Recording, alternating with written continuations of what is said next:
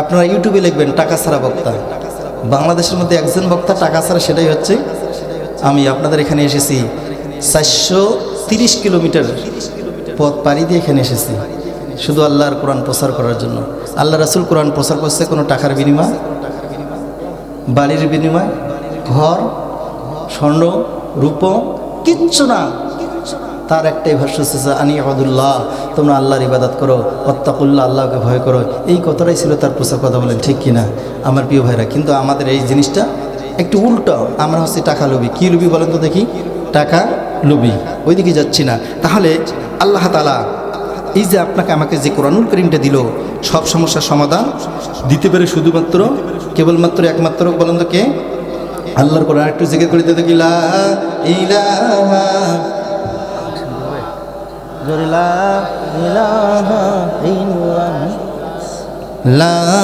ইলাহা ইল্লাল্লাহ জোরেলা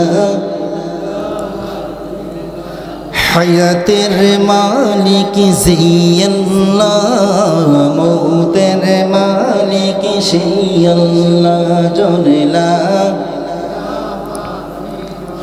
লা জোরেলা ইলাহা ইল্লাল্লাহ। এই কালিমা পড়বে সারা, এই কালিমা পড়বে সারা, ঈমান আসিবে অন্তরে। লা ইলাহা ইল্লাল্লাহ জোরে লা ইলাহা ইল্লাল্লাহু মুহাম্মাদুর রাসূলুল্লাহ। সকলে বলছি সাল্লাল্লাহু আলাইহি ওয়াসাল্লাম। আমার প্রিয় ভাইয়েরা, আল্লাহ রাব্বুল আলামিন বলল সব সমস্যার সমাধান দিতে পারে শুধুমাত্র কেবলমাত্র একমাত্র আল্লাহর কোরআন। কোরআনের কাছে চাই, ও কোরআন জানাইয়ে দাও উটের দুধ আর খিনজিরের দুধ একখানে হয়ে গেছে, কোরআন তুমি আলাদা করে দাও। শুনতে চান কি চান না আমার প্রিয় ভাইয়েরা? আলী রাদিয়াল্লাহু তাআলা আনহু ওই যে পিএস বাজারে গেল দুধ ক্রয় করার জন্য, দুধ পাইল না। পক্ষান্তরে উটের খামারি ব্যক্তি একটু দুধ দিল, আর এই দুধের সাথে যে দুধটা মিশ্রিত হয়ে গেল সেটা হচ্ছে খিনজিরের দুধ। বলেন তো কি দুধ? খিনজিরের দুধ। এই দুধগুলো নিয়ে আলী রাদিয়াল্লাহু তাআলা আনহুর কাছে আসলো। আসার পর বলল, ও আলী রাদিয়াল্লাহু, সিংহের গর্জন দিয়ে 1 ঘন্টা বাঁচতে চাই, তারপরে বাতিলের কাছে আমরা পরাজয় স্বীকার করবো না। কথা বলেন ঠিক কিনা? প্রয়োজন হলে আবারও যদি রাজপথে নামতে হয়, আমরা তো সিদ্ধান্ত গ্রহণ করেছি। আমি হাফেজ মাওলানা মোহাম্মদ ইসমাইল হোসেন সিরাজি মায়ের মতো হাত রেখে বলেছি, ইমান আল্লাহর কোরআন দিয়ে বাংলার পার্লামেন্টে আইন বাস্তবায়ন করতে যদি আমাকে যদি রক্ত দেওয়া লাগে, আমি রক্ত দেওয়ার জন্য প্রস্তুত। আমাকে যদি ফাঁসির মঞ্চে যাওয়া লাগে, আমি ফাঁসির মঞ্চে যাওয়ার জন্য প্রস্তুত। আমাকে যদি রাজপথে নেমে আবু সাঈদের মতো বুদ্ধর মতো বুক টান টান করে গুলির সামনে যদি হাত পেতে দিতে হয়, মাথা পেতে দিতে হয়, জীবন দেওয়া লাগে, আমরা সকলেই প্রস্তুত। কিন্তু বাতিলের কাছে আমরা কখনো পরাজয় স্বীকার করতে রাজি নাই। কথা বলেন ঠিক কিনা আমার প্রিয় ভাইয়েরা? এরা কি পেয়েছে? আমার রাসূলকে নিয়ে কটূক্তি করে, আমাদের কোরআনটাকে লাথি মারে। এরকম কোনো ইতিহাস নাই পৃথিবীর জমিনে। আমরা হিন্দুদের গীতার মধ্যে লাথি মেরেছি। কথা বলেন, মেরেছি। হিন্দুদের পুরাণের মধ্যে আমরা কখনো লাথি মারি নাই। কিন্তু আমাদের কলিজার টুকরা একটি কিতাব, যেই কিতাব ছাড়া আপনার আমার হেদায়েতের কোনো রাস্তা আছে? কিন্তু এরা আমাদের কোরআনকে লাথি মারে। এটা হচ্ছে আমাদের একটা ব্যর্থতা। এটা কি আমাদের একটা হচ্ছে ব্যর্থতা। আমরা যে কোরআন অনুযায়ী আমার জীবনকে পরিবর্তন করতে পারতাম, আর এই কোরআন অনুযায়ী যদি আমরা আমাদের জীবনকে সেটিং ফিটিং করতে পারতাম, তাহলে এরকম দুঃসাহস 92% মুসলমান আর 2% হচ্ছে হিন্দু, এরা আমাদের কোরআনকে কিভাবে লাথি মারে, অথচ তার এখনো বিচার হয়েছে? এ মুসলমান আমাজদান হয়েছে বিচার? আমরা তো বর্তমান ডক্টর ইউনূসকে বলবো, আপনি যদি ব্যর্থ হয়ে যান, এই কুলাঙ্গারের বাচ্চার যদি বিচার করতে ব্যর্থ হয়ে যান, আপনি সাতক্ষীরার ময়দানে পাঠিয়ে দেন। সাতক্ষীরার মানুষ এই সমস্ত নাস্তিকের বাচ্চাগুলার জিহ্বাকে কুত্তা দিয়ে খাওয়ার জন্য প্রস্তুত। আমরা কথা বলেন ঠিক না? কারা কারা প্রস্তুত? হাত তোলা, আবার আল্লাহকে দেখান। এরা কিভাবে সাহসটা পায়? আমরা ডক্টর ইউনূসকে তো বলবো, আপনি ব্যর্থ হলে আমাদের কাছে ছেড়ে দেন। 1 মিনিট সময় লাগবে না? লাগবে 1 মিনিট সময় লাগবে? বাংলার সমস্ত তৌহিদিদের জনতা জানে, বাংলাদেশ থেকে আমরা যেরকম করে জালিম তাড়িয়ে দিয়েছি, আমরা সব শিখেছি। এই এইরকম করে ভারতের জমিনের মধ্যে আমার একজন মুস্কান নারায় তাকবীর আল্লাহু আকবার বলে যখন রাজপথে নামলো, ভারতের 300 জন হিন্দু প্যারালাইজড হয়ে গেছে। কথা বলেন ঠিক কিনা? আজও যদি বাংলার সমস্ত তৌহিদ জনতা, কোনো রাইফেল লাগবে না, কোনো পিস্তল লাগবে না, কোনো অ্যাটম বোমা লাগবে না, আমরা যদি আল্লাহর কোরআন বুকে নিয়ে আমরা যদি নারায় তাকবীর আল্লাহু আকবার বলে রাজপথে নামতে পারি, এই সমস্ত নাস্তিকের বাচ্চাগুলো পালাবার জায়গা পাবে না। কথা বলেন ঠিক কিনা? আমার প্রিয় ভাইরা, এরা পাইছেটা কি? আসুন আজকে কোরআন থেকে কথা বলা হবে। তাহলে এই কোরআনুল কারীমটা এটা কার কিতাব? এটা কার কিতাব বলেন তো দেখি? আল্লাহ। আল্লাহ শব্দ যদি কেউ একবার উচ্চারণ করে তাহলে আল্লাহ তাআলা খুশি হয়ে যায়। খুশি আপনাকে 3টা পুরস্কার দেয়। বলেন তো কয়টা? 3টা। সেই লগ্নে আমরা প্রথমেই আল্লাহ রাব্বুল আলামিনের শুকরিয়া আদায় করতে যাচ্ছি যে আল্লাহ তাআলা হাজার হাজার লক্ষ লক্ষ কোটি কোটি মানুষের মাঝ থেকে আপনাকে আমাকে বেছে বেছে নিয়ে এইরকম একটি জান্নাতের বাগানের মধ্যে আসার বসার তৌফিক দান করলো। এজন্য আমরা সকলেই অন্তরের অন্তরস্থল থেকে বুকের যত শক্তি আছে মুখের কাছে নিয়ে এসে উচ্চ আওয়াজে উচ্চ স্বরে সকলে বলতেছি আলহামদুলিল্লাহ। আলহামদুলিল্লাহ লিখতে গিয়ে অক্ষর আসে কয়টা কেউ বলতে পারবেন? হাবেশ সাহেব আছে। আলহামদুলিল্লাহ লিখতে গিয়ে অক্ষর আসে 8টা। বলেন তো কয়টা? 8টা অক্ষর। জান্নাত কয়টা? সাতক্ষীরের লোক যদি এরকম ভুল করে হবে, এটা মানার মতো কিন্তু নয়। জান্নাত হচ্ছে একটা। জান্নাত কয়টা? জান্নাত হচ্ছে একটা, আর জান্নাতের দরজা হচ্ছে 8টা। বলুন তো কয়টা? আল্লাহ তাআলা এই মুহূর্তে জানাই দিল, যেই সমস্ত মায়ের সন্তানগুলো এই ঘুমটাকে লাথি মেরে দিয়ে যে কোরআনের ময়দানে এসে জান্নাতের সামিয়ানার নিচে বসে যারা একবার আলহামদুলিল্লাহ বলল, আমি আল্লাহ তাআলা খুশি হয়ে জান্নাতের 8টি দরজা আমি তাদের জন্য খুলে দেই। সকলে সুবহানাল্লাহ। একটু জিকির করি লা ইলাহা লা ইলাহা ইল্লাল্লাহ। জোরে লা। ভাই অটো চলে না ড্রাইভার ছাড়া। যুবক ভাইরা চলে নাকি? চলে? অটো চলে না ড্রাইভার ছাড়া, বাস চলে না চালক ছাড়া, নৌকা চলে না পানি ছাড়া, আমরা চলি না আল্লাহর জিকির ছাড়া। লা ইলাহা ইল্লাল্লাহ। জোরে লা। এই কালিমা পড়বে সারা, এই কালিমা পড়বে সারা, ঈমান আসিবে অন্তরে। লা ইলাহা ইল্লাল্লাহ। জোরে লা। এই যে ফাঁকা জায়গাটা একটু পূরণ করা যায় না? এই ফাঁকা জায়গার মধ্যে শয়তান বসে ওয়াসওয়াসা দিচ্ছে আপনাদেরকে। জোরে লা ইলাহা ইল্লাল্লাহ। যার দিলে আসরে আল্লাহর ভয়। জোরে। যার দিলে আসরে আল্লাহর ভয়, আল্লাহ আল্লাহ সব সময়। আহার নিদ্রা ভালো লাগে না, ভালো লাগে শুধু ইল্লাল্লাহ।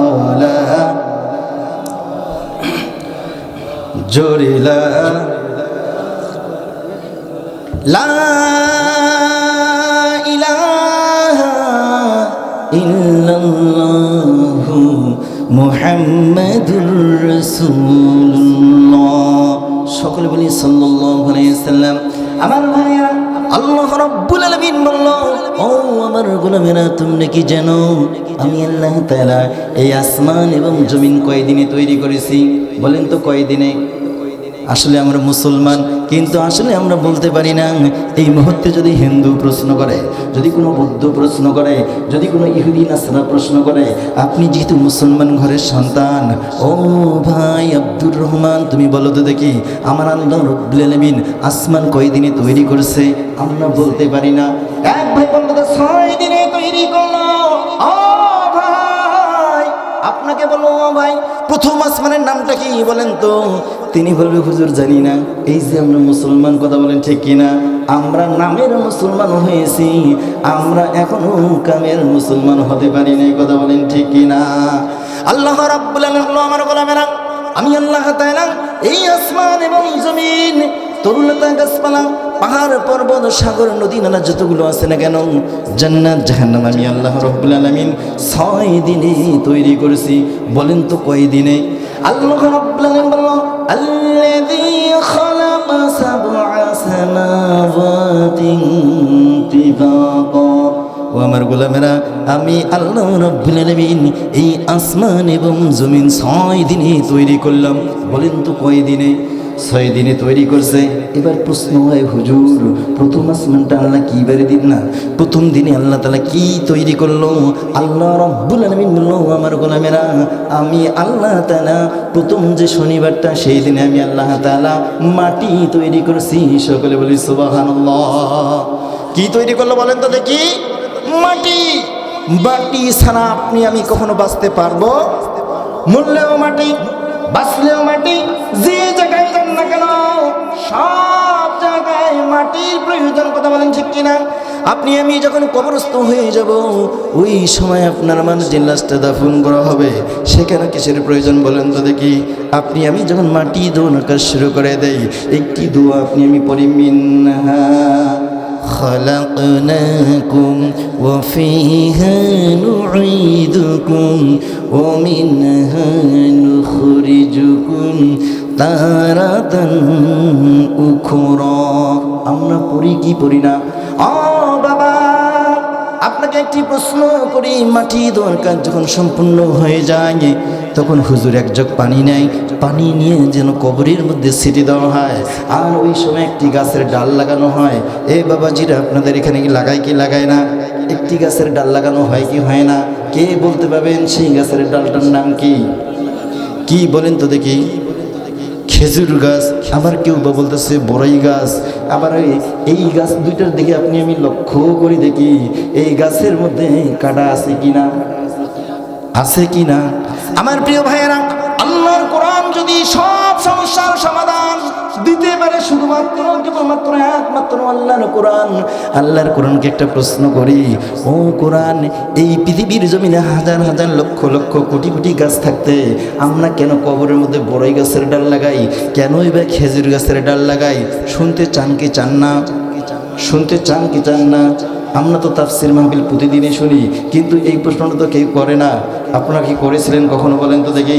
আমার ভাইয়েরা, আল্লাহ রাব্বুল আলামিন জানাই দিল, ওয়া নাযালনা আলাইকাল কিতাবা তিবয়ানান লিকুল্লি শাইইন ওয়া হুদান ওয়া রাহমাতান ওয়া বুশরা লিল মুসলিমিন। আমার প্রিয় ভাইয়েরা, আল্লাহ রাব্বুল আলামিন বলল আমার গোলামেরা, এই কুরআনুল কারীমের কাছে তোমরা যে কোনো সমাধান চাও না কেন, সব সমস্যার সমাধান দিতে পারে শুধুমাত্র কেবলমাত্র আমার আল্লাহর কোরআন। সমাধান দিতে পারবে কিনা বলেন তো দেখি? আমার ভাইয়েরা, এই কোরআনকে আমরা প্রশ্ন করি, ও কোরআন, রান্নাঘর আমরা কিভাবে পরিবেশন করব? কোরআন সাথে সাথে অ্যান্সার দিয়ে দেয়। এই কোরআনের কাছে যদি আপনি চান, সমাজনীতি, পেটনীতি, কূটনীতি, রাজনীতি, আপনি যেটাই চান না কেন, সব সমস্যার সমাধান দিতে পারে শুধুমাত্র কেবলমাত্র আমার আল্লাহর কোরআন। সমাধান দিতে পারবে কি পারবে না বলেন তো দেখি? সমাধান, ও সমাধান চাও যদি জীবনে মরণে, ফিরে যাও খুঁজে নাও চোখ রাখো কোরআনে। সমাধান, ও সমাধান চাও যদি জীবনে মরণে, ফিরে যাও খুঁজে নাও চোখ রাখো কোরআনে। সমাধান। প্রশ্নটা কি হলো? যে আমরা কবরের মধ্যে কেন বড়ই গাছের ডাল লাগাই, কেন খেজুর গাছের ডাল লাগাই, আজকে আমরা কোরআন থেকে জানি নেব। নেবেন কি না আপনারা? আপনারা যদি উঠে করেন তাহলে আমি মোনাজাত করে দেবো, আর আপনারা যদি ধৈর্য সহকারে থাকেন তাহলে আপনাদেরকে আজকে আমি নতুন একটি আলোচনা উপহার দেব।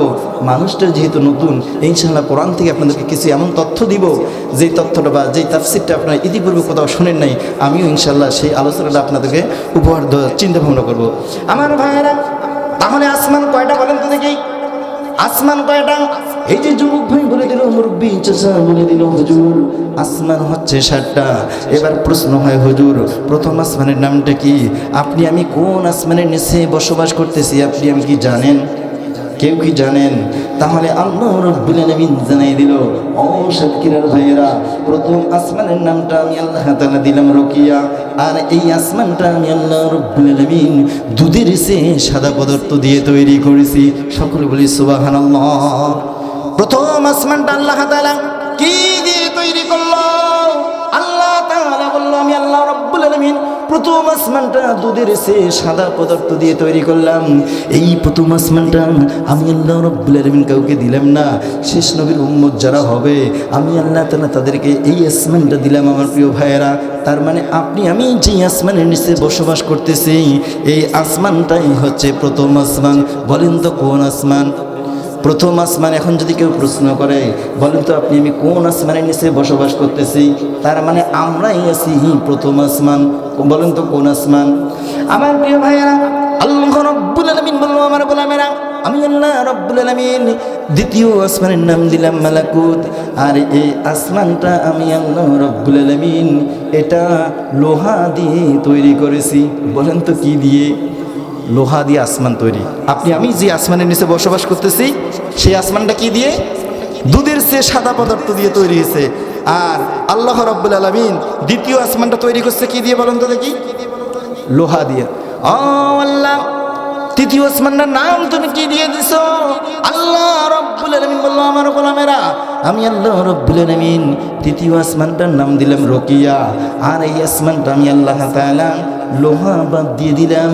আমি আল্লাহ রাব্বুল আলামিন তামা দিয়ে তৈরি করেছি। সকলে বলি না সুবহানাল্লাহ। কি দিয়ে বলেন তো দেখি? প্রথম আসমান দুধের চেয়ে সাদা পদার্থ। দ্বিতীয় আসমান আল্লাহ তাআলা তৈরি করছে কি দিয়ে বলেন তো বাবাজি? লোহা দিয়ে। লোহার দাম কম না বেশি? যারা কথা বলে না তারা মনে বলে যে না দাম কম। 1 কেজি লোহার দাম 120 টাকা পাওয়া যায় না? আল্লাহকে প্রশ্ন করি, আল্লাহ লোহা দিয়ে কেন আমাদের আসমানটা তৈরি করলে না? লোহার যে দাম। আল্লাহ তাআলা বলেছেন, না না ও বান্দা একটু ধৈর্য ধরো, আমি আল্লাহ তাআলা তৃতীয় আসমানটা তৈরি করছি তামা দিয়ে। কি দিয়ে বলেন তো দেখি? তামা দিয়ে আল্লাহ রাব্বুল আলামিন তৃতীয় আসমান তৈরি করলো। আমার প্রিয় ভাইয়েরা, আল্লাহ তাআলা চতুর্থ আসমানটার নাম দিল জহিরা। আর এই আসমানটা আল্লাহ রাব্বুল আলামিন তৈরি করলো লোহাবাদ তামাবাদ। আল্লাহ তাআলা তৈরি করলো রূপা দিয়ে। বলেন তো কি দিয়ে বাবারা? রূপা দিয়ে তৈরি করলো। আর আল্লাহ তাআলা বলল, ও গোলাম টেনশন নিও না, আমি আল্লাহ তাআলা একটার পর একটা যে আসমানগুলো তৈরি করলাম এটা তোমরা জেনে নাও। পঞ্চম আসমানটার নাম দিলাম মুজাইনা। আর আমি আল্লাহ রাব্বুল আলামিন এই আসমানটা তৈরি করছি স্বর্ণ দিয়ে। কি দিয়ে বলেন তো দেখি? স্বর্ণের দাম কম না বেশি? স্বর্ণের দাম কম না বেশি? আমার ভাইয়েরা, 1 ভরি স্বর্ণের দাম বলেন তো বর্তমান কত? 2 লাখ ছাড়িয়ে গেছে। যাই কি যায় না বলেন তো দেখি? 2 লাখ ছাড়িয়ে গেছে। আমার প্রিয় ভাইয়েরা, আল্লাহ তাআলা বলল, আমি আল্লাহ রাব্বুল আলামিন পঞ্চম আসমানটা তৈরি করলাম স্বর্ণ দিয়ে। বলেন তো কি দিয়ে? স্বর্ণ দিয়ে তৈরি করলাম। আল্লাহ তাআলা বলল, আমার গোলামেরা, 6 নম্বর আসমান আমি আল্লাহ রাব্বুল আলামিন নাম দিলাম খলিসা। আর এই আসমানটা আমি আল্লাহ রাব্বুল আলামিন তৈরি করেছি লোহাবাদ। এটাকে আমি রূপা বাদ দিলাম, তামা বাদ দিলাম, দুধের চেয়ে সাদা পদার্থ বাদ দিলাম। আমি আল্লাহ তাআলা এই আসমানটা তৈরি করেছি এটা হলো হীরা মানিক মুক্তা দিয়ে। সকলে বলি সুবহানাল্লাহ। আমার প্রিয় ভাইয়েরা, আল্লাহ রাব্বুল আলামিন বলল, আমার গোলামেরা, আমি আল্লাহ তাআলা 7ম আসমানটা তৈরি করছি আর তার নামটা দিয়েছি লাবিবা। আমি আল্লাহ রাব্বুল আলামিন এই আসমানটা তৈরি করতে যে পদার্থগুলো তৈরি দিয়েছি সেটা লোহাবাদ, এটা হীরা মানিক মুক্তাবাদ। এর চেয়ে দামি পদার্থ যেটা লাল ইয়াকুত পাথর দিয়ে আমি আল্লাহ তাআলা 7ম আসমানটা তৈরি করেছি। সকলে বলি সুবহানাল্লাহ। প্রশ্ন তো হয়, আল্লাহ হিংসা হচ্ছে আমাদের, তুমি তো আমাদের সাথে অবিচার করেছো। আচ্ছা বলেন তো দেখি, আল্লাহ আমাদের সাথে অবিচার করেছে কি করে নাই? করে নাই। আর ভাই কিসের ভয়? করেছে কি করে নাই? আমরা পেয়েছি দুধের চেয়ে সাদা পদার্থ, পরে যে লোহা তামা রূপা স্বর্ণ হীরা মানিক মুক্তা লালিয়াকুত পাথর দিয়ে আল্লাহ তাআলা আসমান তৈরি করলো। আমাদের তো মনে হয় যদি আমাদের আসমানটা স্বর্ণ দিয়ে তৈরি করতে তাহলে ভালো হতো না? আল্লাহ তুমি কেন তৈরি করলে না? তার মানে আল্লাহ তাআলা আমাদের সাথে অবিচার করেছে। আল্লাহ রাব্বুল আলামিন বলেন, না না, আমি কোনো অবিচার করি নাই। ও আমার গোলামেরা, তোমরা জানিয়ে নাও, আমি আল্লাহ যদি লোহা দিয়ে তোমাদেরকে আসমানটা দিতাম, রূপা দিয়ে যদি দিতাম, স্বর্ণ দিয়ে যদি দিতাম, হীরা মানিক মুক্তা দিয়ে যদি দিতাম, এই স্বর্ণের দেখা তোমরা পাইতে না। এই জন্য আমি আল্লাহ রাব্বুল আলামিন শেষ নবীর উম্মতগুলোকে ভালোবাসার কারণে আমি আল্লাহ তাআলা সমস্ত খনিগুলো দিয়েছি মাটির নিচে। সকলে বলি সুবহানাল্লাহ। আমি সৌদিতে গেলাম 2024 জন হজে গেলাম, তখন দেখলাম যে মাটির নিচে কি বলেন তো, সৌদিতে স্বর্ণের খনি, আফগানিস্তানে হীরা মানিক মুক্তা পাওয়া যাচ্ছে। বাংলাদেশে খনি নাই, আছে না? বাংলাদেশেরও খনির কোনো অভাব নাই। সেই খনিটার নামটা কি? সেটা হচ্ছে আমরা আসলে হীরা মানিক মুক্তার খনি পাই নাই, আমরা পেয়েছি যেটা, সেটাই হচ্ছে চোরের খনি। কথা বলেন ঠিক কিনা? মুসলমান, নামাজ দিতে হবে। প্রতিটা দেশের মধ্যে তারা খনি সন্ধান করে, হীরা মানিক মুক্তা পায়, স্বর্ণ পায়, রূপা পায়, লোহা পায়। আর বাংলাদেশের মধ্যে আমরা যেটা পাচ্ছি সেটাই হচ্ছে চোরের খনি। কথা বলেন ঠিক কিনা? আমরা দেখেছি বিগত সালগুলোর মধ্যে এই দেশটাকে যারা শাসন করেছে, আমরা তো বলি নাই এরা শাসন করে নাই, এই দেশটাকে তারা শাসন করেছে। কথা বলেন ঠিক কিনা? মুসলমান, আওয়াজ দিতে হবে। এই বাংলার জমিনে যে খনিটা পেয়েছি সেটা হচ্ছে চোরের খনি। এই খনিটা দেখা যাচ্ছে একজন মেম্বার চৌকিদারের বাসায় তেলের গুটান পাওয়া যায়। কথা বলেন ঠিক কিনা? চেয়ারম্যানের বাসায় তেলের গুটান পাওয়া যায়, আদব সালের গুটান পাওয়া যায়। আমরা তো বলি বাংলার জমিনে যদি এই কোরআন রাজ কায়েম হয়, এই সমস্ত চোর এবং চোরনিগুলোর হাত কেটে দেওয়া হবে। কথা বলেন ঠিক কিনা? কোরআনের আইন যদি এই বাংলার জমিনে কায়েম হয়, বাংলার জমিনে কোনো চোর থাকবে না, বাংলার জমিনে কোনো চাঁদাবাজ থাকবে না, বাংলার জমিনে কোনো ধর্ষণ থাকবে না, বাংলার জমিনে কোনো খুন থাকবে না, বাংলার জমিনে কোনো রাহাজানি থাকবে না, বাংলার জমিনে কোনো মিথ্যা মামলা হামলা থাকবে না। কথা বলেন ঠিক কিনা? এই কোরআনের মধ্যে থাকতে কারা কারা রাজি? আবার দুই হাত তুলে আল্লাহকে দেখান, আল্লাহু তাকবীর। আল কোরআনের আলো, আল হাদিসের আলো, তোমার নেতা আমার নেতা, নারায়ে তাকবীর। আমার প্রিয় ভাইয়েরা, তাহলে প্রশ্ন হয়েছিল, হুজুর আল্লাহ রাব্বুল আলামিন কেন কবরের মধ্যে কেন আমরা খেজুর গাছের ডাল লাগাই, আর কবরের মধ্যে কেনই বা আমরা বড়ই গাছের ডাল লাগাই?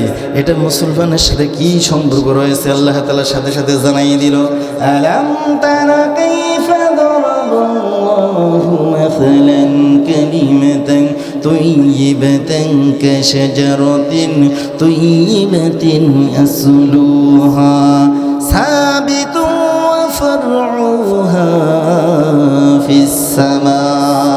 সকলে বলছি আল্লাহু আকবার। আল্লাহ রাব্বুল আলামিন বলল, আমার গোলামেরা, যারা মুমিন হবে, যারা ঈমানদার হবে, যারা পরহেজগার হবে, আমি আল্লাহ রাব্বুল আলামিন তোমাদের একটি গাছের সাথে তুলনা করেছি।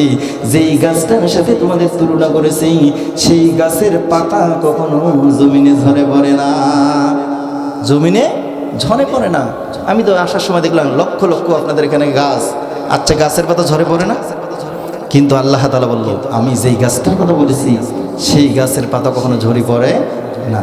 আল্লাহ রাব্বুল আলামিন বলল, আমি আল্লাহ তাআলা পবিত্র কোরআনুল কারীমের মধ্যে একটি গাছের কথা বলেছি, যেই গাছটা আমি আসার সময় আপনাদের রাস্তার ধারে দেখলাম। এই গাছটার নাম আল্লাহ তাআলা বলল খেজুর গাছ। বলেন তো কি গাছ?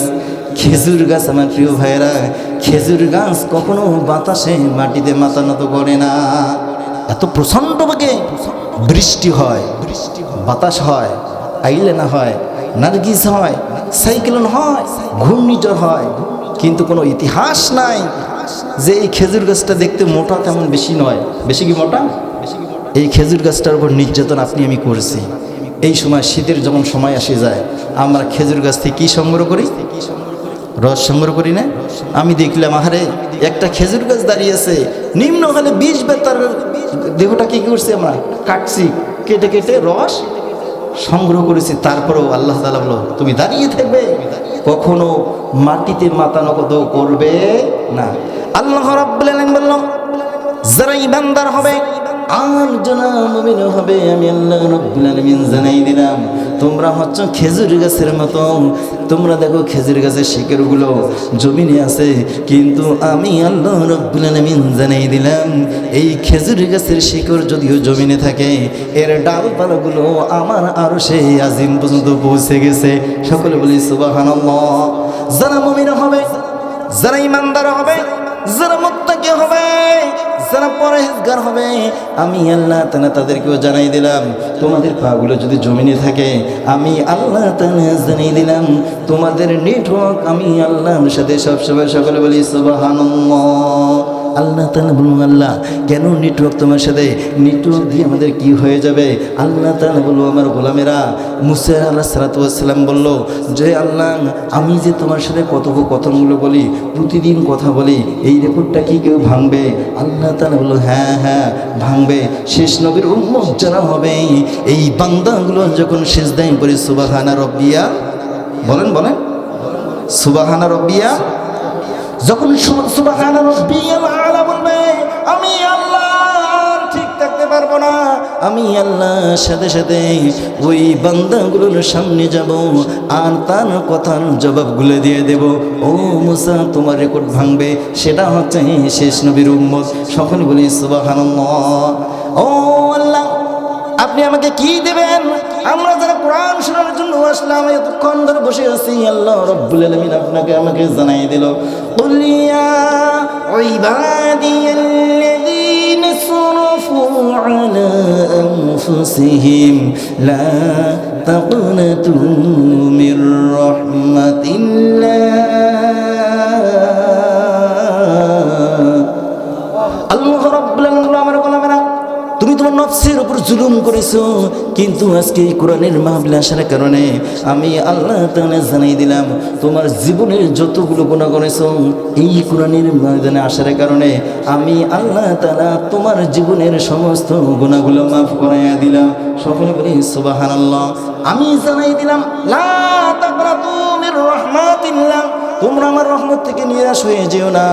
তোমরা গুনাহ করতে ভালোবাসো, আর আমি আল্লাহ রাব্বুল আলামিন মাফ করতে ভালোবাসি।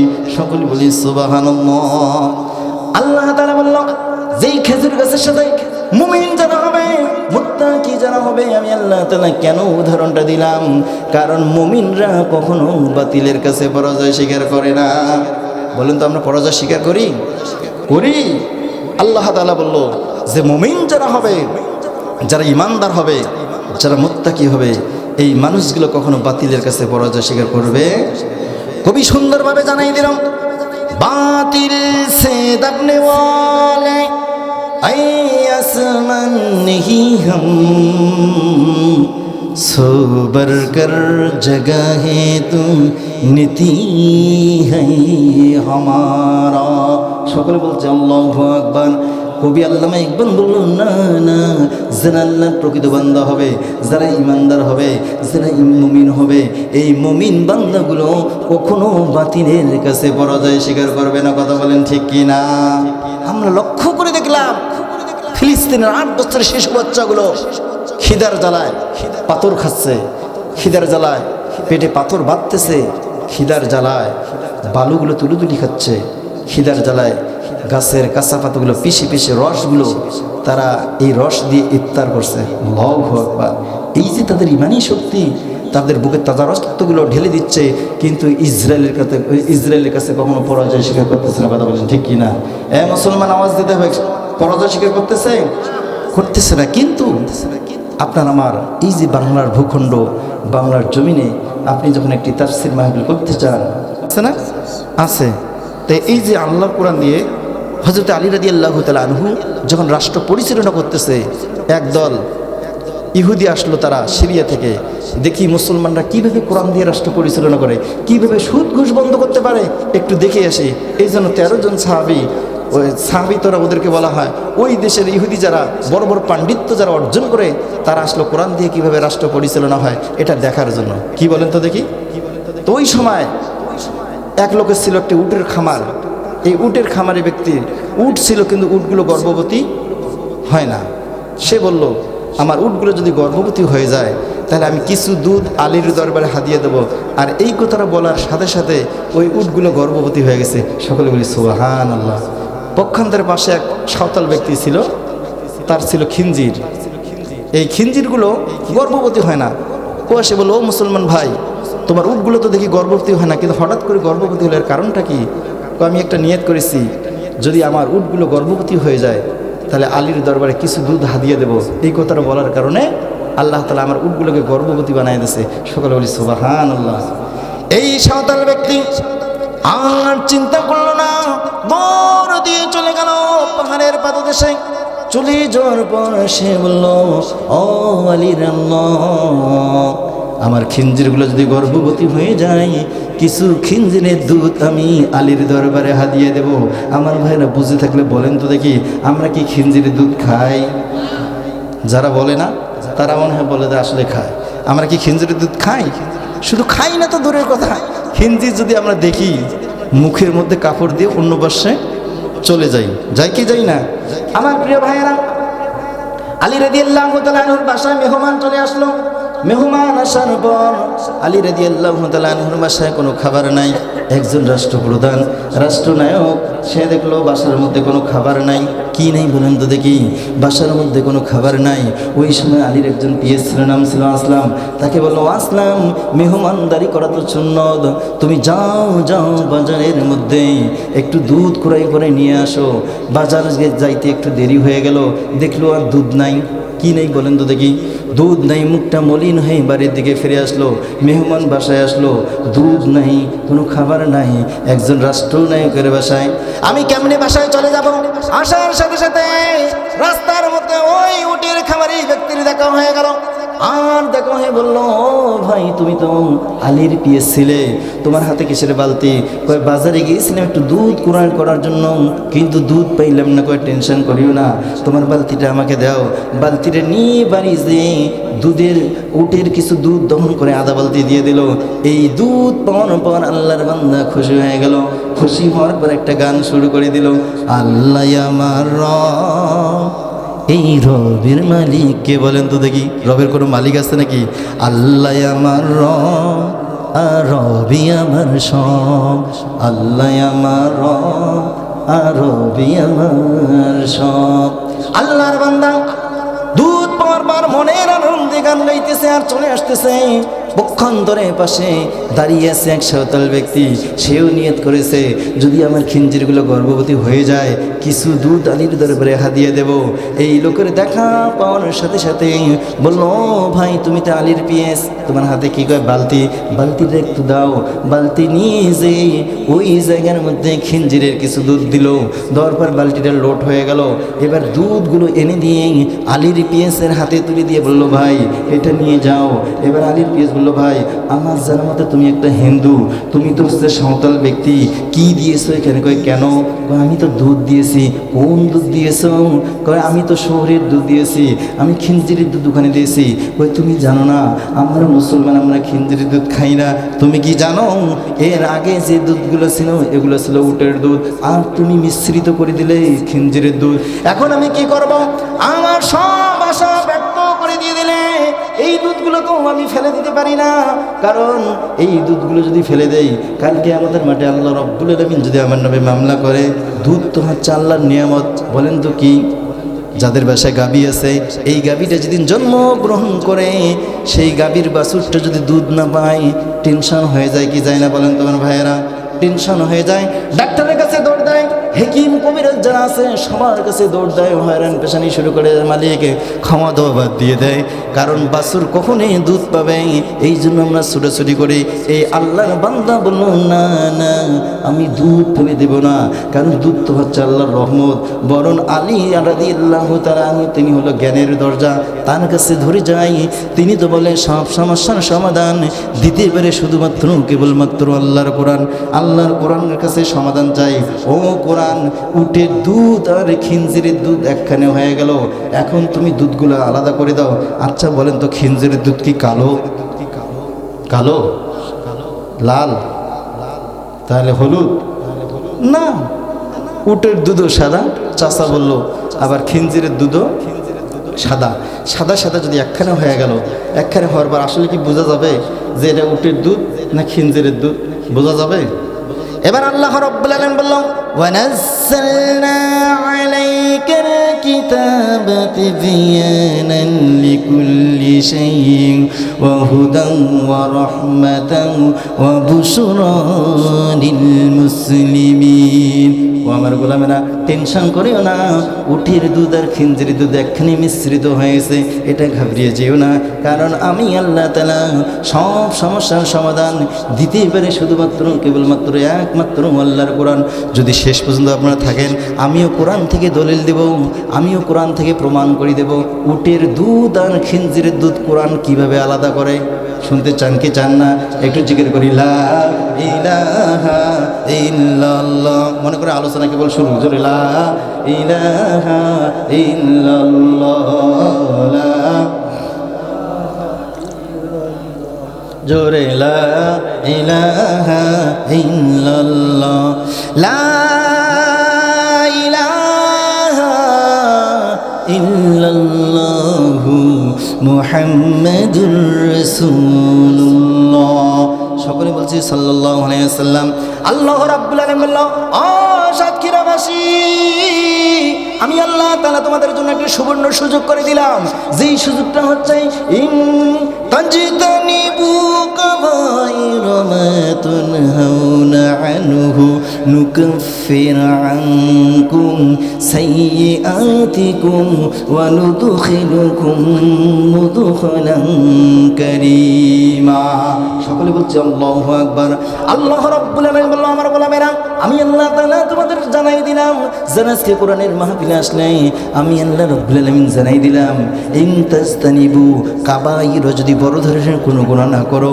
এই মাহফিলে বসার সাথে সাথে আমি আল্লাহ তাআলা তোমার জীবনের সমস্ত গুনাহ মাফ করাইয়া দিলাম সকলে বলি সুবহানাল্লাহ শুধু কি গুনাহ মাফ করলো তাই না আল্লাহ তাআলা বলল না না আমি আল্লাহ রাব্বুল আলামিন অফার দিতে ভালোবাসি সেই অফারটা হচ্ছে ও আমার গোলামেরা তোমার গুনাহ মাফ করায় দেব তোমার বাবা মার গুনাহ মাফ করায় দিব এই জান্নাতের বাগানের আশেপাশে যতগুলো কবরবাসী আছে এই কবরবাসীগুলোর জন্য 40 দিনে আযাব আমি আল্লাহ মাফ করায়া দেই সকলে বলি সুবহানাল্লাহ যেই সমস্ত যুবকেরা যারা আজকে হতভাগা মায়ের সন্তান যারা মাহফিলে না আসে রাস্তায় বসে আছে দোকানপানে আড্ডা পেটাচ্ছে কেউ বা মোবাইল চালাইছে এই মানুষগুলোর মতো হতভাগা এই পৃথিবীর জমিনে আর একজন হতে পারে না কারণ এই জায়গায় আসলেই গুনাহ মাফ তোমার বাবা মার গুনাহ মাফ এই জায়গার আশেপাশে কবরবাসীর আল্লাহ তাআলা গুনাহ মাফ করে দেয় কালকে আমাদের মাঠে এমন একটি মাঠ হয়ে যাবে মা তার সন্তানকে পরিচয় দিবে না একটি নেকির জন্য কেউ কাউকে পরিচয় দেবে নাকি বলেন তো দেখি আল্লাহ তাআলা জানাই দিল ইয়াউমা ইয়াফিরুল মারউ মিন আখিহি ওয়া উম্মিহি ওয়া আবিহি ওয়া সাহিবাতিহি ওয়া বানি সকলে বলছে আল্লাহু আকবার আল্লাহ রাব্বুল আলামিন বললেন কিয়ামতের মাঠে এত কঠিন হবে কোন মা তার সন্তানকে পরিচয় দিবে না এই মুহূর্তে আপনি আমি লক্ষ্য করে দেখি এখন তো কুয়াশা পড়ে যে পৌষ মাসের কোন শীতের সময় আপনি আমি যখন ছোট ছিলাম মায়ের কোলের পাশে ডান পাশে প্রস্রাব করে দিয়েছি মা জননী সিদ্ধান্ত গ্রহণ করেছে না না আমার সন্তানকে ভেজে জায়গায় রাখবো না মা জননী সিদ্ধান্ত গ্রহণ করলো বাম পাশে আপনাকে আমাকে নিয়ে শুয়ে রেখেছে আপনি আমি যখন বাম পাশে প্রস্রাব করে দিয়ে দিয়েছি মা জননী সিদ্ধান্ত করলো ডাইনে দেখি প্রস্রাব বামে দেখি প্রস্রাব এই মুহূর্তে মা জননী সিদ্ধান্ত করলো আমার এই সোনার টুকরা এই কলিজার টুকরা সন্তানটাকে আমি ভিজে জায়গায় রাখবো না মা জননী সিদ্ধান্ত গ্রহণ করলো আমার এই সন্তানটাকে আমি বুকের মধ্যে জায়গা দেব বলেন তো কোন জায়গা বুকের মধ্যে আপনাকে আমাকে নিয়ে রাত কেটে দিল ও আমার ভাইয়েরা রাত কেটে দিল সেই জনম দুঃখিনী মা কাল কিয়ামতের মাঠে একটি করে সন্তান মায়ের পা ধরে 500 বছর কান্না করবে বলেন তো কয় বছর 500 বছর কান্না করবে মা জননী কোনো পরিচয় দেবে না এবার ভাই এবং ভাইয়ের কাছে চলে যাবে ভাইকে বলে ও ভাই পৃথিবীর জমিনে আমাকে যদি কেউ আঘাত করতো তুমি সহ্য করতে পারতে না লাঠি নিয়ে দৌড় দিয়ে চলে যেতে আজকে আমি কঠিন বিপদের মধ্যে পড়েছি একটা নেকি দাও এই নেকিটা দিলে আমি হয়তো পার পেয়ে যাব ভাই বলবে না না দুনিয়ার জমিনে আমার কোনো ভাই ছিল না কথা বলেন ঠিক কি না সন্তান তার মাকে পরিচয় দিবে না সন্তানকে পরিচয় দেবে না, বাবা তার সন্তানকে পরিচয় দেবে না, ভাই ভাইকে পরিচয় দেবে না। এই কঠিন মুহূর্তে একটা নেকির কারণে সবাই স্বার্থপর হব। কি হবো বলেন তো দেখি? সবাই স্বার্থপর হয়ে যাব। আর আল্লাহ বলল, আজকে এই জান্নাতের বাগানে এসে যারা বসতে পারবে, বসলেই তোমার জীবনের গুনাহ আমি আল্লাহ মাফ করাইয়া দেব। সকলে বলি সুবহানাল্লাহ। আমার প্রিয় ভাইয়েরা, আপনাদের এলাকায় মানুষ যদি মারা যায়, আমি একটি কাজ করি, হুজুরদের ডাকে 3 দিন একটা খাওয়া দাওয়া দেয় না? আবার কেউ বা 7 দিনে দেয়, দেয় কি দেয় না? আপনাদের এলাকায় হয়তো বা নতুন মানুষ, আমি জানি না কী যেন বলা হয়, কেউ বা আবার 40 করে, 40 দিন একটা খাওয়া দাওয়া দেয় কি দেয় না? দেয়। আচ্ছা বলেন তো দেখি, এখানে কোনো ফায়দা আছে? সব হতেও পারে, নাও হতে পারে। এই জন্য কবি সুন্দরভাবে বলল, জিন্দা থাকতে এক মুঠো ভাত, জিন্দা থাকতে এক মুঠো ভাত দেওনি মা বাবার মুখে, মরলে পরে খোপার লোক ডেকে। ও ভাই, মরলে পরে খোপার লোক ডেকে। কথা বলেন ঠিক কিনা? এমনও সন্তান আছে, এই যে কোন শীতের সময় মা কি গায়ে দিল এটা কোনো খবর নেবে না, মা কি খাইলো সেটা কোনো খবর নেবে না। আর যখন মা বাবা মারা যায়, মানুষকে দেখানোর জন্য এই সন্তানগুলো কি করে, কিছু লোককে ডাক দিয়ে খাওয়ান দাওয়ান দেয়, গরু জবাই করে কোরবানি করে খাওয়া দাওয়া দেয় কি দেয় না? এই জন্য বলে, এখানে সব হতে পারে, নাও হতে পারে। এখনও মাইকের আওয়াজ যেখানে যাচ্ছে, আমি যারা যেই সমস্ত ভাইয়েরা রাস্তায় দাঁড়িয়ে আছে, আমি আপনাদেরকে আহ্বান করতেছি, প্যান্ডেলের দিকে চলে আসুন, কারণ এখানে আসলেই শুধু সওয়াব আর সওয়াব। কথা বলেন ঠিক কিনা? এই জন্য তো কবি মানুষকে বোঝাই দিল, ওই গরু জব করে খাওয়াইলে মানুষের যে সওয়াবটা হবে না, এই জায়গায় আসলেই তোমার সওয়াব, তোমার গুনাহ মাফ, তোমার বাবা মার গুনাহ মাফ, আশেপাশে কবরবাসীগুলোর গুনাহ মাফ করা। কথা বলেন ঠিক কিনা? জিন্দা থাকতে এক মুঠো ভাত, জিন্দা থাকতে এক মুঠো ভাত দেওনি মা বাবার মুখে, বললে পরে খোপার লোক ডেকে। ও ভাই, মরলে পরে খোপার লোক ডেকে। কথা বলেন ঠিক কিনা? এমন সন্তান আছে কিনা? আছে না? আল্লাহ রাব্বুল আলামিন বলল, আতা'মুরুনান নাসা বিল বিররি ওয়া তানসাউনা আনফুসাকুম ওয়া আনতুম তাতলুনাল কিতাবা আফালা তা'কিলুন। আল্লাহ রাব্বুল আলামিন বলল, চিন্তা করার কোনো কারণ নাই। এই সন্তানগুলো কিতাবের কিছু অংশ মানে আর কিছু অংশ মানে না, তার মানে এই মানুষগুলো প্রকৃত মুসলমানও হতে পারে না। কথা বলেন ঠিক কিনা? আল্লাহ তাআলা বলল, আল্লাহ যারা কোরআন শোনার জন্য আসলো, এরা কি মুসলমান হইতে পেরেছে কিনা? আল্লাহ তাআলা সাথে সাথে জানাই দিল, যালিকা বিআন্নাল্লাহা মাওলাল লাযীনা আমানু ওয়া আন্নাল কাফিরিনা লা মাওলা লাহুম। সকলে বলছে আল্লাহু আকবার। আল্লাহ রাব্বুল আলামিন বলল, আমার গোলামেরা এই মুহূর্তে যারা কোরআন শোনার জন্য আসলো, আমি আল্লাহ রাব্বুল আলামিন জানাই দিলাম, যালিকা বিআন্নাল্লাহা মাওলাল লাযীনা আমানু, এই বান্দাগুলোর আমি আল্লাহ তাআলা স্বয়ং নিজে গার্জিয়ান হয়ে গেলাম। সকলে বলি সুবহানাল্লাহ। এই মুহূর্তে আপনার আমার গার্জিয়ান কে? কে বলেন তো দেখি? আল্লাহ যদি আপনার আমার গার্জিয়ান হয়, আপনার কোনো ভয় আছে? পুলিশ ধরে নিয়ে যাবে? র্যাব আসি নিয়ে যাবে? আর্মি আসি পিছনে পিটাবে? না। আল্লাহ তাআলা বলল, আমি যদি তোমাদের গার্জিয়ান হই, এই দুনিয়ার কোনো পিস্তল, দুনিয়ার কোনো রাইফেল, দুনিয়ার কোনো অ্যাটম বোম, দুনিয়ার কোনো পারমাণবিক বোমা তোমাকে হত্যা করতে পারে না। কারণ আমি আল্লাহ রাব্বুল আলামিন জানাই দিলাম, যালিকা বিআন্নাল্লাহা মাওলাল লাযীনা আমানু, আমি আল্লাহ রাব্বুল আলামিন স্বয়ং তোমাদের গার্জিয়ান হয়ে গেছি। সকলে বলি সুবহানাল্লাহ। আল্লাহ যদি আপনার আমার গার্জিয়ান হয়ে যায়, তাহলে আপনার আমার জান্নাতে যাওয়ার কোনো টেনশন নাই। টেনশন আছে বলেন তো দেখি? টেনশন নাই। প্রশ্নটা কি ভুলে গেলেন? প্রশ্ন ভুলে গেছেন? আমার প্রিয় ভাইয়েরা, আল্লাহ রাব্বুল আলামিন বলল, আমি আল্লাহ তাআলা তোমাদের শুধু গার্জিয়ান হয়ে যাব না, তোমাদের এই সময়ে যে মর্যাদা, তোমাদের যে গুরুত্ব তোমরা কি জানো? আরশে আজিম যেই সমস্ত ফেরেশতাগুলো বহন করে, এই ফেরেশতাগুলো আমার কাছে দোয়া করতেছে।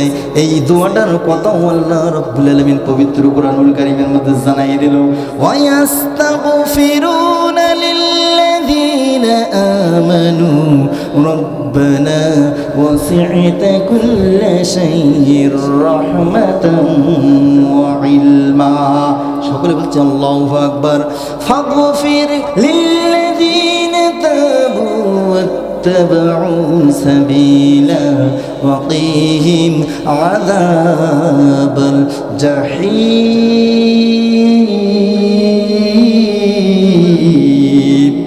আল্লাহ রাব্বুল আলামিন কাছে বলতেছে আল্লাহ যেই সমস্ত মায়ের সন্তানগুলো কোরআন শোনার জন্য আসলো, কোরআন বোঝার জন্য আসলো, আল্লাহ এই বান্দাগুলোর কপালে, এই বান্দাগুলোর জীবনে যে গুনাহগুলো আছে সবগুলো মাফ করায় দাও।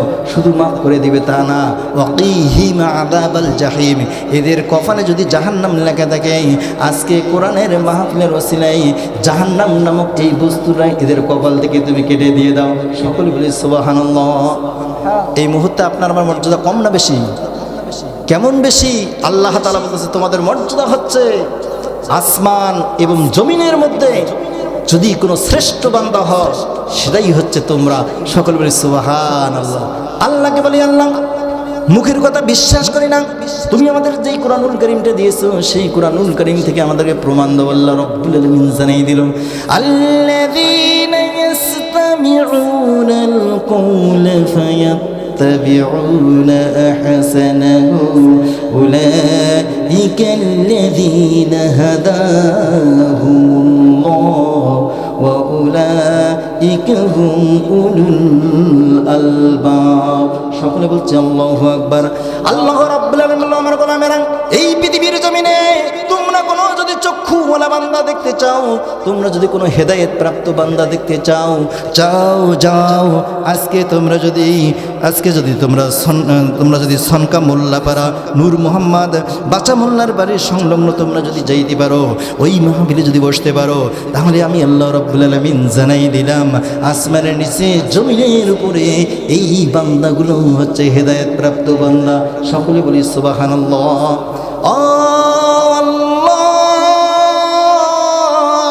যারা কোরআন শোনার জন্য আসলো না তারা কি হেদায়েত প্রাপ্ত বান্দা নয়? আল্লাহ তাআলা বললেন না, এই বান্দাগুলো হতে পারে না।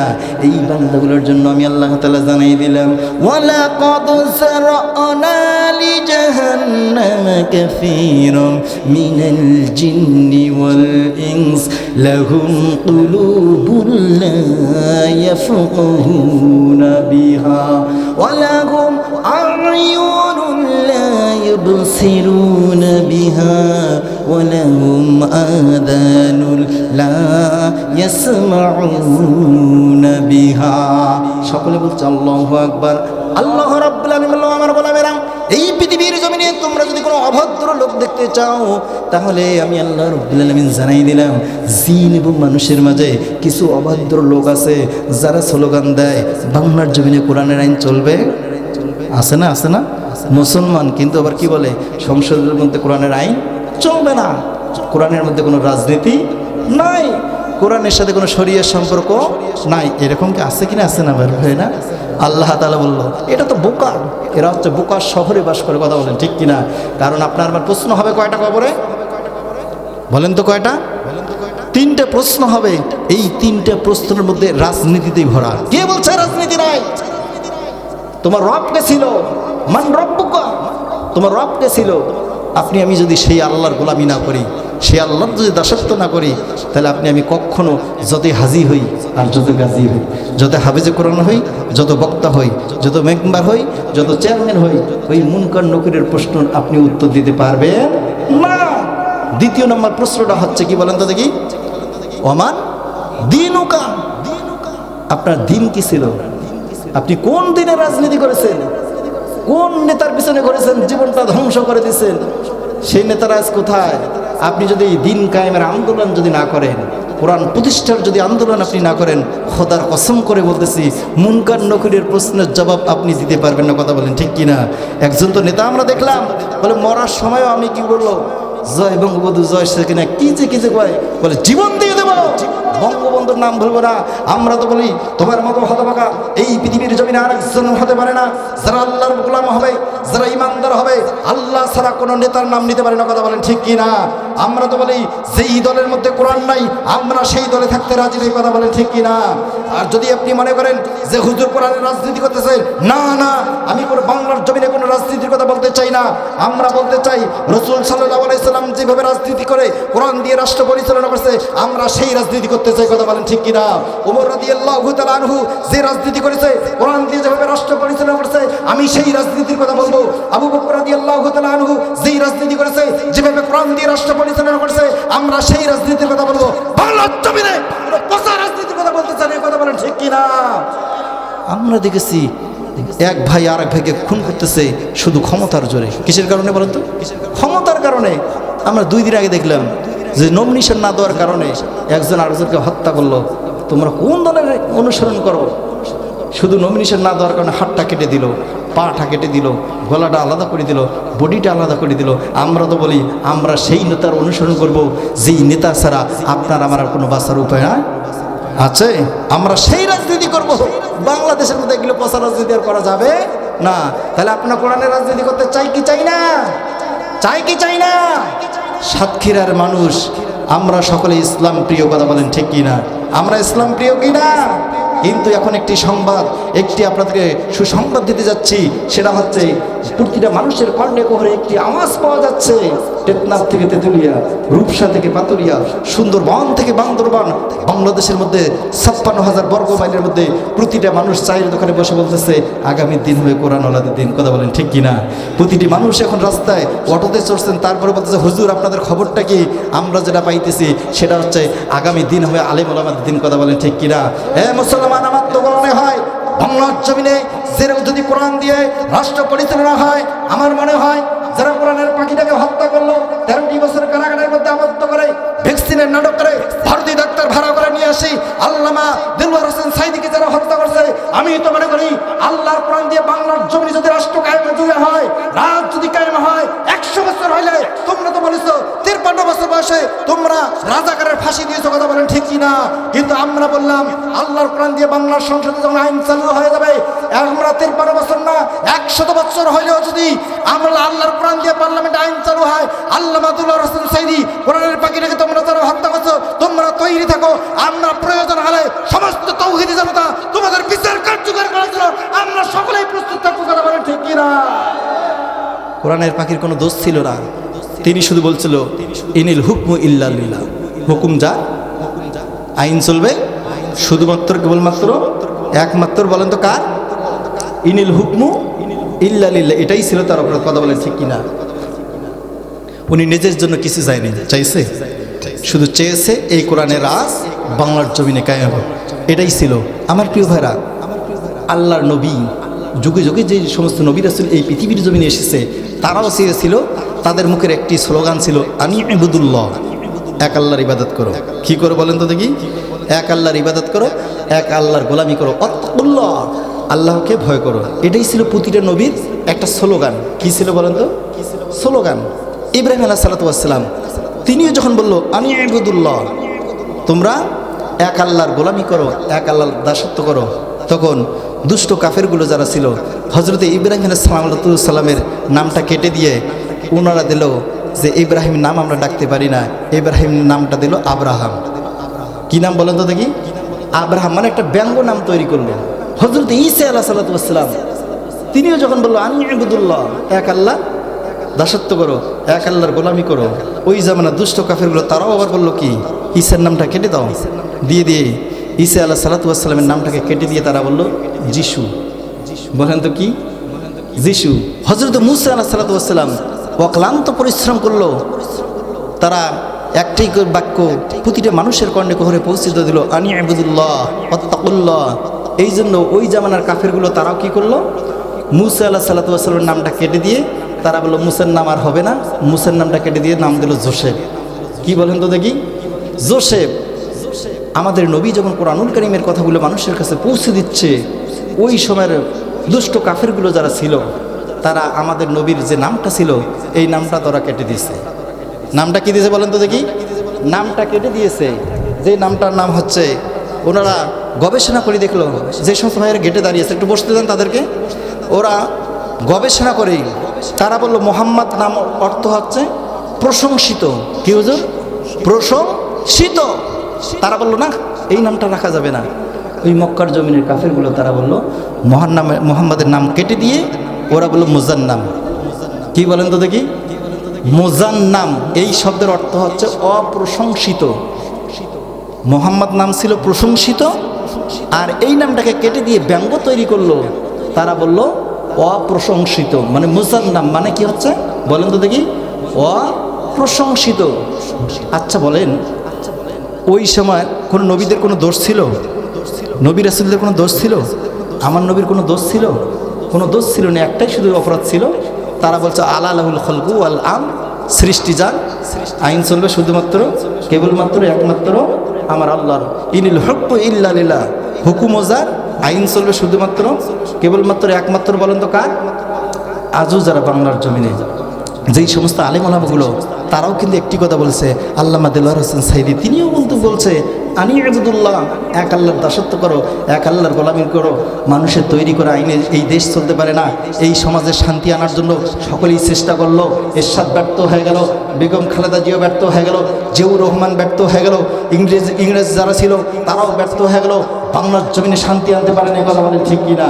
তারাও চেষ্টা যখন ব্যর্থ হয়ে গেল, আমরাও দেখলাম যারা 15টি বছর বাংলার জমিনে রাজত্ব করলো, এরাও সিদ্ধান্ত গ্রহণ করলো বাংলার জমিনে যদি শান্তি আনতে চাই তাহলে আমাদের যে কাজটা করা লাগবে সমস্ত কাজ করি। তারা ব্যর্থ হয়ে গেল, তারা একটি সিদ্ধান্ত উপনীত হলো, যেই সিদ্ধান্তটা হচ্ছে প্রতিটা মানুষকে বোঝাই দিছে যে এই বাংলার জমিনে যদি আমরা শান্তি আনতে চাই সেটার জন্য যে কাজটা করা লাগবে এই কাজটা হলো দিনের ভোট রাতে দিতে হবে। এ ভাই কথা বলেন, কি করেন কি করে নেই? আমার দাদা মারা গেছে, তারও ভোট হয়ে গেছে। এই হুজুরে যদি মা মারা গেছে 50 বছর আগে, আপনি যে শুনবেন নাই আপনার ভোট হয়ে গেছে, কি এরকম হয় না? তারাও কিন্তু চিন্তা করলো এই সমাজে শান্তি আনার জন্য, তারাও ব্যর্থ হয়ে গেল। কারণ এই জিনিস ছাড়া এই সমাজ কখনো পরিবর্তন হতে পারে? হতে পারে?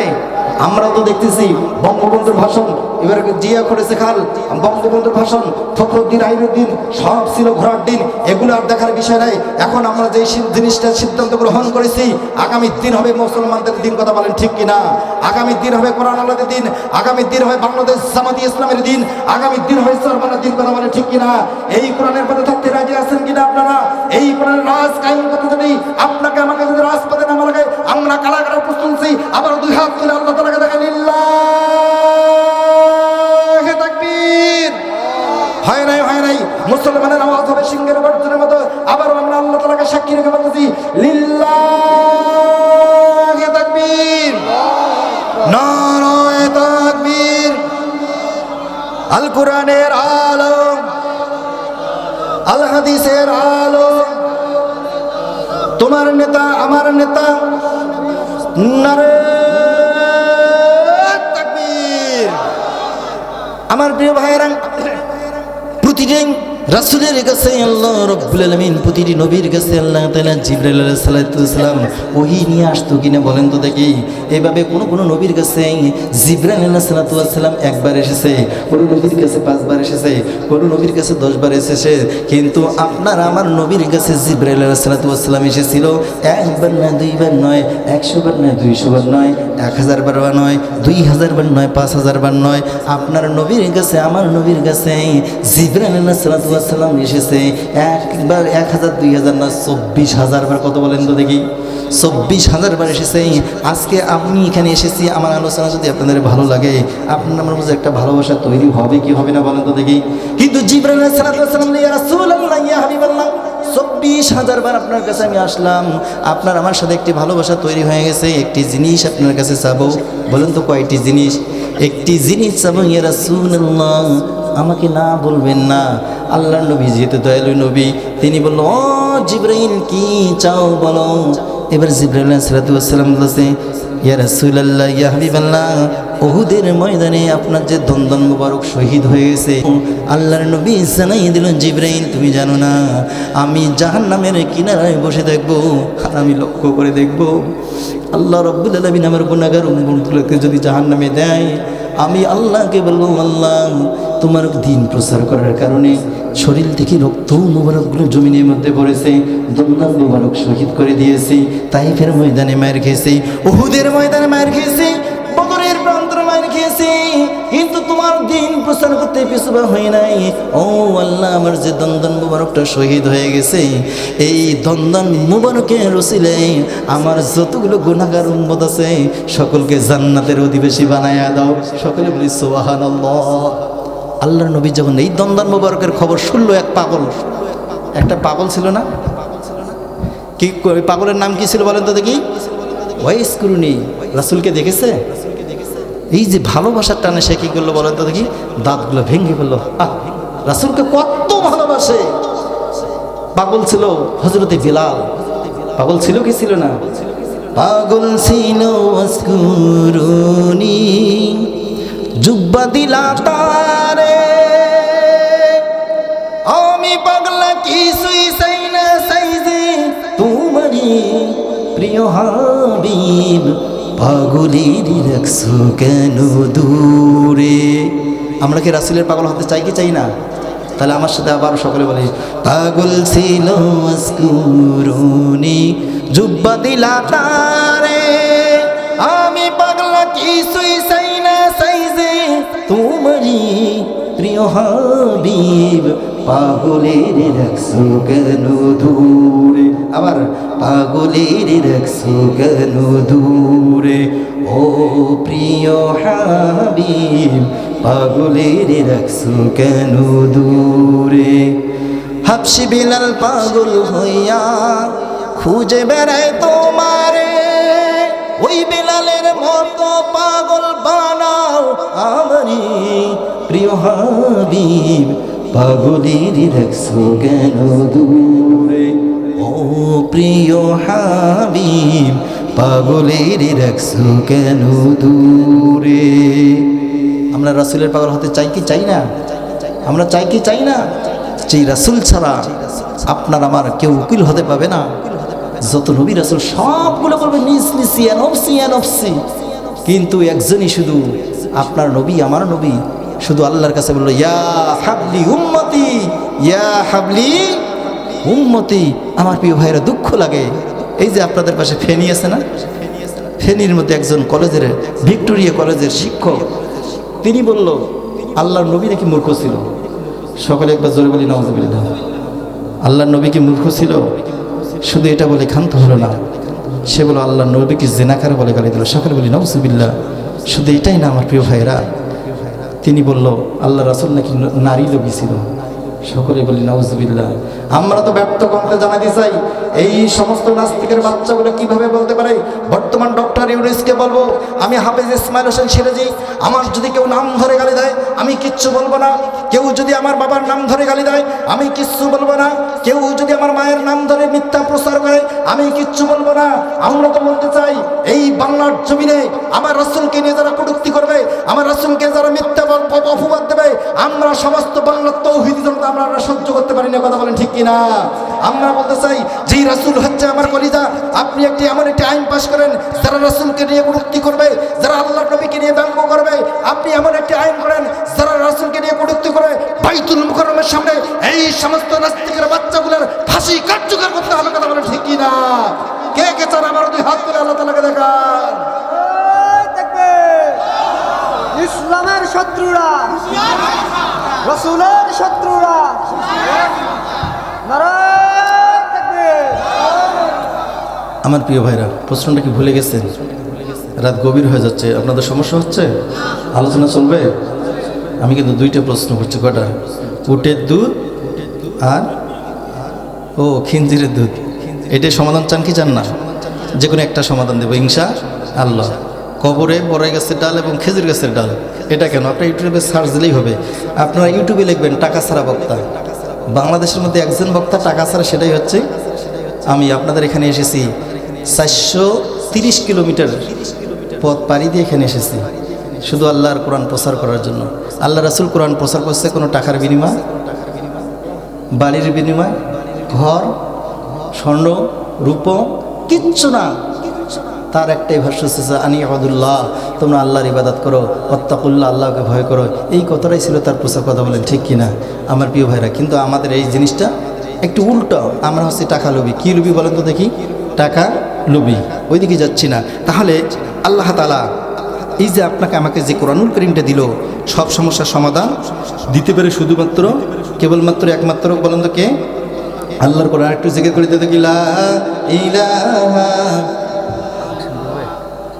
লা ইলাহা ইল্লাল্লাহ লা ইলাহা ইল্লাল্লাহ জোরে লা হায়াতের মালিক জিয়াল্লাহ মৌতের মালিক সেই আল্লাহ জোরে লা জোরে লা ইলাহা ইল্লাল্লাহ এই কালিমা পড়বে সারা এই কালিমা পড়বে সারা ঈমান আসিবে অন্তরে লা ইলাহা ইল্লাল্লাহ জোরে লা ইলাহা ইল্লাল্লাহু মুহাম্মাদুর রাসূলুল্লাহ। সকলে বলছি সাল্লাল্লাহু আলাইহি ওয়াসাল্লাম। আমার প্রিয় ভাইয়েরা, আল্লাহ রাব্বুল আলামিন বলল সব সমস্যার সমাধান দিতে পারে শুধুমাত্র কেবলমাত্র একমাত্র আল্লাহর কোরআন। কোরআনের কাছে চাই, ও কোরআন জানাইয়ে দাও উটের দুধ আর খিনজিরের দুধ একখানে হয়ে গেছে, কোরআন তুমি আলাদা করে দাও। শুনতে চান কি চান না আমার প্রিয় ভাইয়েরা? আলী রাদিয়াল্লাহু তাআলা আনহু যে পিএস বাজারে গেল দুধ ক্রয় করার জন্য, দুধ পাইল না। পক্ষান্তরে উটের খামারে ব্যক্তি একটু দুধ দিল, আর এই দুধের সাথে যে দুধটা মিশ্রিত হয়ে গেল সেটা হচ্ছে খিনজিরের দুধ। বলেন তো কি দুধ? খিনজিরের দুধ। এই দুধগুলো নিয়ে আলী রাদিয়াল্লাহু তাআলা আনহুর কাছে আসলো। আসার পর বলল, ও আলী রাদিয়াল্লাহু তাআলা আনহু, ও রাষ্ট্রনায়ক, ও রাষ্ট্রপ্রধান, এমন একটি ঘটনা ঘটে গেছে যেই ঘটনাটা বলার মতো নয়। আলী রাদিয়াল্লাহু তাআলা আনহু বলল, ও আসলাম, বলো বলো কি হয়েছে? আসলাম বলল, না না, এটা বলতে পারবো না। থরথর করে কাঁপা শুরু করে দিল। কিভাবে এই কথাটা আমি প্রকাশ করি? বাসায় মেহমান, খাবার নাই, আবার দুধের মধ্যে মিশ্রিত হয়ে গেল খিনজিরের দুধ, এই কথাটা কিভাবে বলি? আলী রাদিয়াল্লাহু তাআলা আনহু বলল, আসলাম টেনশন করিও না, সব সমস্যার সমাধান দিতে পারে শুধুমাত্র কেবলমাত্র একমাত্র আল্লাহর কোরআন। কি হয়েছে এমন বলো? আলী রাদিয়াল্লাহু তাআলা আনহু চাপাচাপি করার কারণে আসলাম বলল, এমন একটি ঘটনা ঘটেছে, যেই পাত্রের মধ্যে আপনি দুধ দেখতেছেন এই পাত্রের মধ্যে উটের দুধ আর খিনজিরের দুধ একখানে হয়ে গেছে। আমি ফেলে দিতে চাইছিলাম কিন্তু দেই নাই।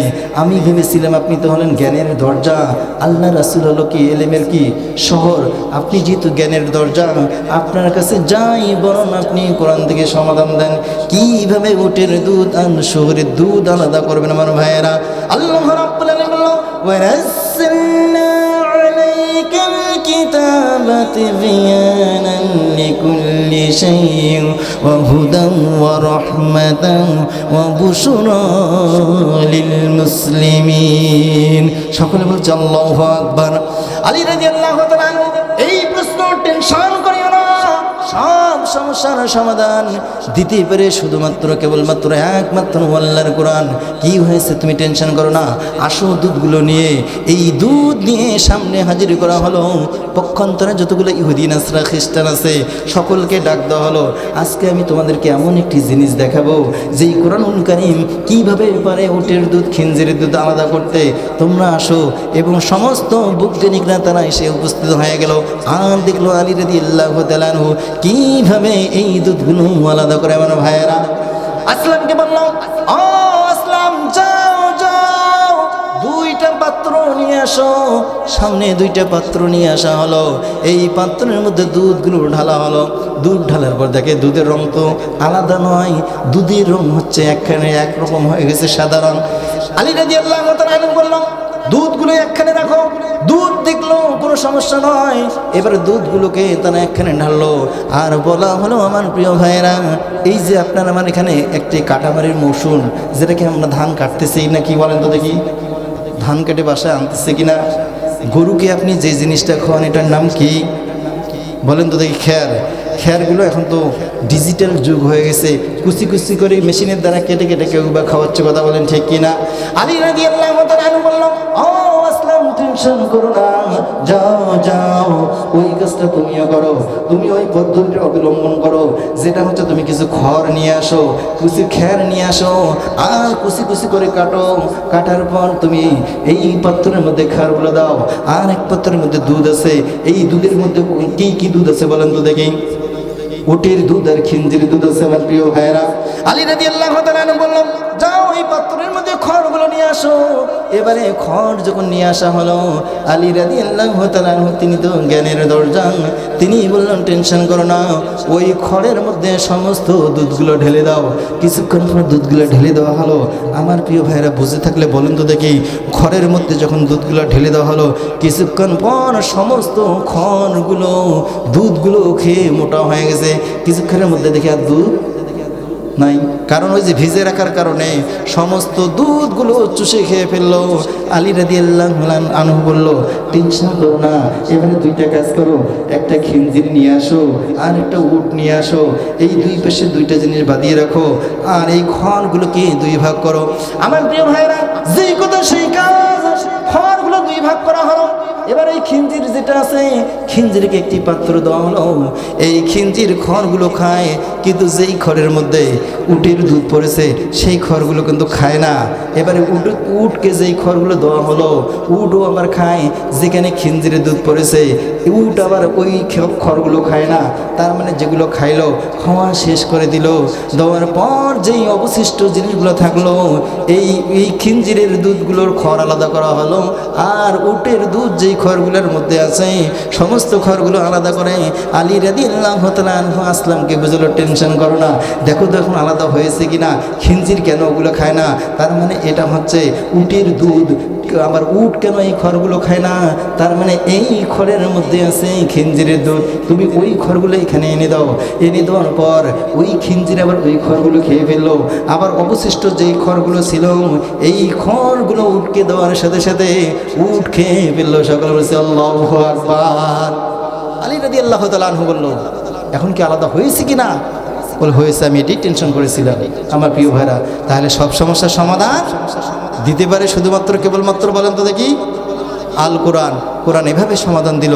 তাহলে আমি আপনাদের কাছে কথাটা বলেছিলাম, সেটা হলো উটের দুধ আর খিঞ্জিরের দুধ।